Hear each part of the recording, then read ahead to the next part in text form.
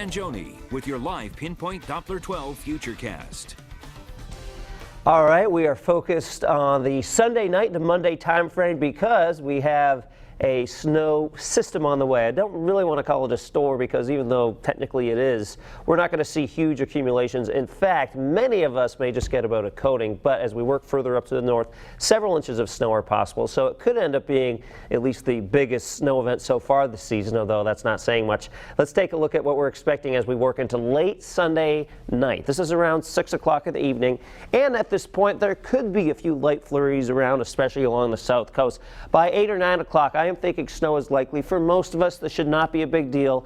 Potentially a few icy roads, but most of the snow will be decorative. You can see this is around 10 o'clock in the evening. And then overnight Sunday into Monday morning, we are expecting the snow to change over to rain. So that line of mixing will start at the south coast and then gradually work up to the north during the wee hours of Monday morning. Because I think that process will take longer for places like Smithfield, north and west of 295. These are the areas where we're going to put slightly higher accumulations, which we'll put up in just a few minutes. But overall, not a huge snow event, but certainly a messy Monday morning commute, and we'll talk about the amounts coming up in just a second here. Right now, though, we're going to talk about amounts in terms of what it feels like outside. Not very impressive, right? It feels like 10 in Smithfield, 12 in Providence, 17 in Westerly, and 12 in Newport. And it just kind of looks cold out there as we take a peek from the hurricane barrier. At least we have good visibility. Capital City showing quiet conditions. Winds are only out of the west at 5 miles an hour. That's really not that impressive for a wind speed, but it only takes a little bit of a breeze to cut right through you when the temperature is 19, so that's why it feels like 12 in Providence. It is a quiet live Pinpoint Doppler 12, but as we expand the view, you will notice some lake effect snow showers.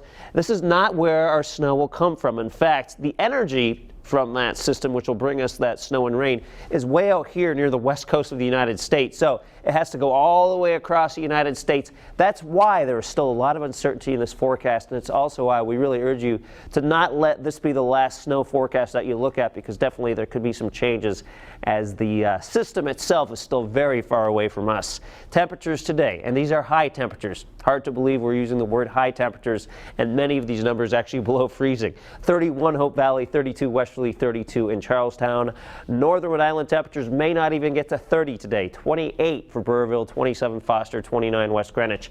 And here is the key to all of this today. Winds out of the northwest 10 to 15 with gusts of around 25. That will keep our wind chills in the teens for pretty much the entire day despite the sunshine. 29 in Attleboro, 30 Seekonk, 30 in Fall River. The one silver lining I'd say about the winds today is the gusts of 20 to 30, not quite as strong as what we had yesterday. So here are the numbers that we're thinking about for Sunday night to Monday morning, about a coating to an inch from Providence down to the south coast. North and west of 295 for places like West Greenwich up through Cumberland, Woonsocket will give you around 1 to 3 inches. But again, these could change as we look at more data as we go throughout the weekend. Those numbers could go higher, they could go lower. Still some uncertainty in that part of the Futurecast. But the great thing is we'll update you online and we'll have more newscasts this evening.